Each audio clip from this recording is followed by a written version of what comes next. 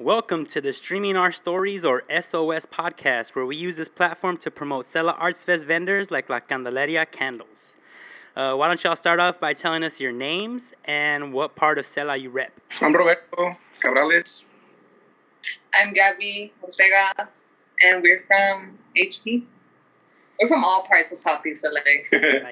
You were No, I was born in Boyle Heights, that one hospital, White Memorial. Mm-hmm. But I grew up in Bell, and I kind of grew up here in HP because my mom's sister, my tío Roberto's other sister, was from HP. So I grew up Bell and HP, but I know all of Southeast LA.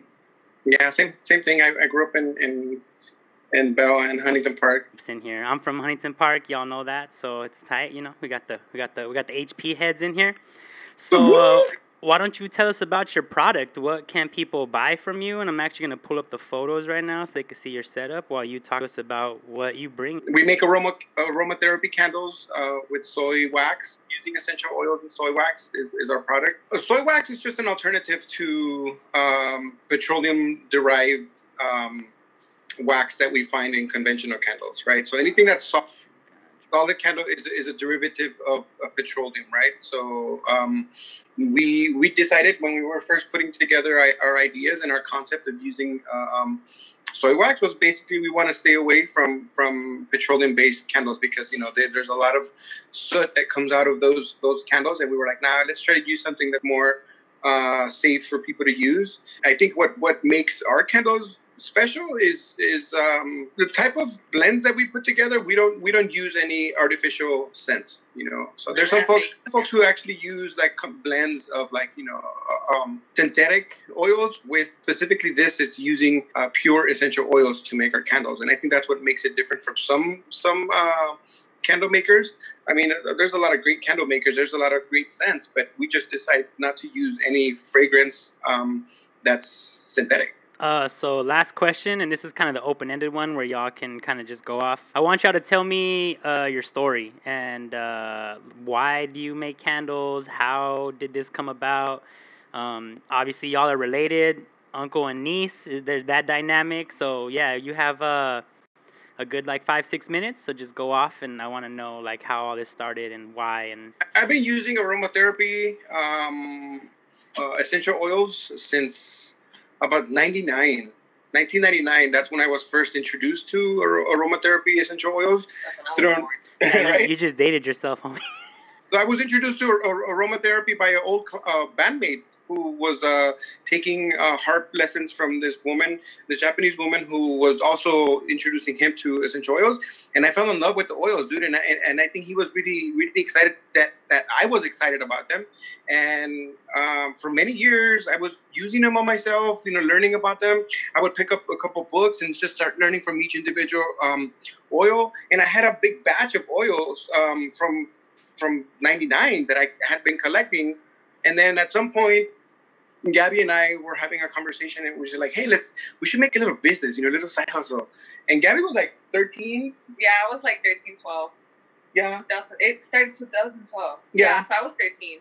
So it was really like an idea of us really doing something with my knowledge of aromatherapy, and we decided to do it. What about you, Gabby? How does it feel working with your uncle, and what is your experience from the 9 to 5 and now being entrepreneur and hustler? What's that journey been like?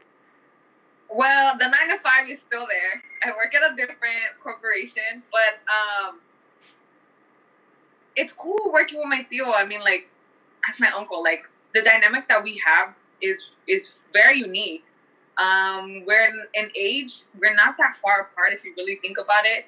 I told my tío that he's like a brother, a cousin, a dad, and my uncle all at the same time, A homie. Yeah, a homie. Those multi-generational Latino families.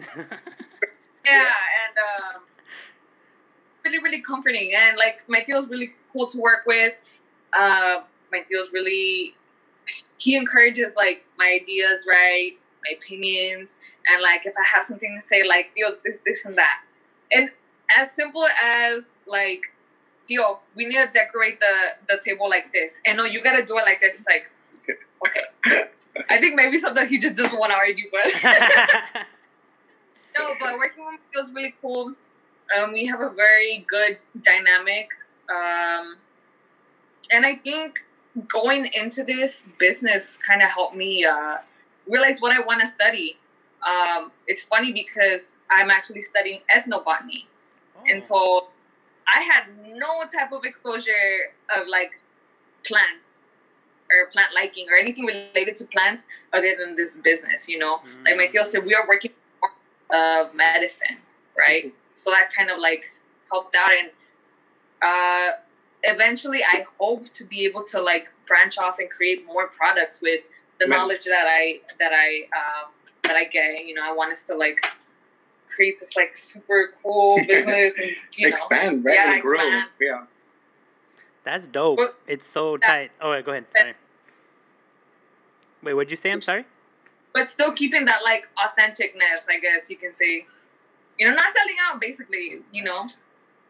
Well, I mean, that's always the goal of education, right? To go and come back and bring it to your communities. And I think it's tight that, like, something as that from the outside, people might be like, oh, it's like a hobby, or y'all just make candles, or it's like a, you know, side hustle, but it really influenced your path, your future, like, you know, your ideas of what you want to do and what you want to study. And I think that's dope because I feel like you don't really hear that side of the story all the time, you know? You hear about the hustle and the business and the sacrifice and the money, but you don't hear about kind of the inspiration and the journey and the way it changes you. So this has been like a really good insight into all that. And thank you for your time. We're a little over, but if you have any last things you want to say, just shout out the business, where they could find your stuff, or if there's any new products coming out or anything that y'all want to promote, I'm just going to give y'all a couple minutes to do that. So take it away. Nah, we're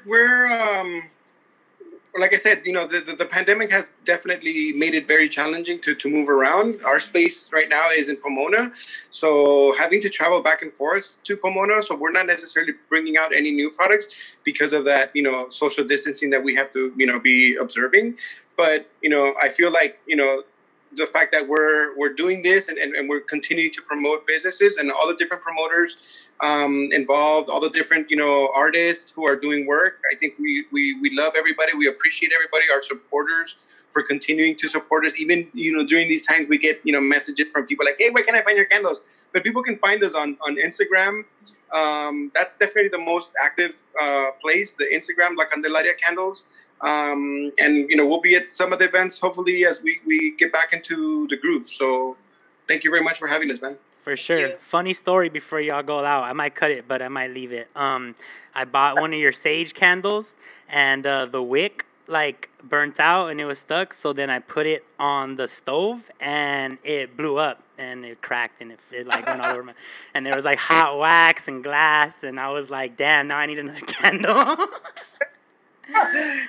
So yeah, don't put your candles on the stove directly. Maybe put it in a pot with some agua or something. But yeah, so that was my Candaleria experience. So I'm gonna need another candle, so I'll be buying one for sure. Again, thank you for your time. What's up? One more thing, sorry. I guess for people who have any defect candles, I think we honor a quality. You know, if somebody has a wick that burns out funky like that, just give it back and we'll exchange it for another one. Because some batches have too much oils in it, and sometimes stuff like that happens where, you know, the wick burns more because there's too much oil in the wax, and it affects the burning of it. So we honor anybody who has a defect not burning properly. We'll exchange it. I wish I would have known before I blew my candle up. All right, well, thank you for your time. Thank you, everybody who's tuned in. Make sure y'all stay with us. We'll be bringing you all the latest and greatest from Sela artists, vendors, and organizers right here on the Streaming Our Stories podcast. Until next time, signing off. Goodbye. Peace.